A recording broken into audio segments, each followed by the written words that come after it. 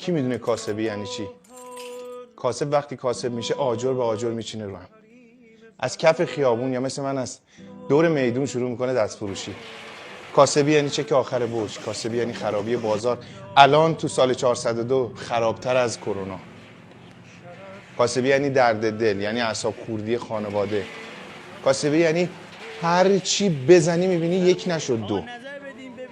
چاره ای هم نداری چون عشقته. عشقته کاسبی. عشقته 4 نفر کنار نون بخورن. خدا بهت داده اون سفره رو، همه چی دست خداست.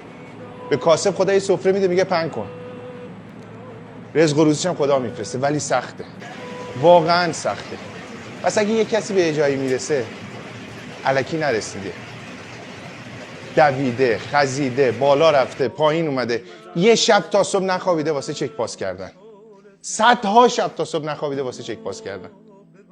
الکی نیست کاسبی. یه کسی به جایی رسیده پشت سرش حرف نزنه.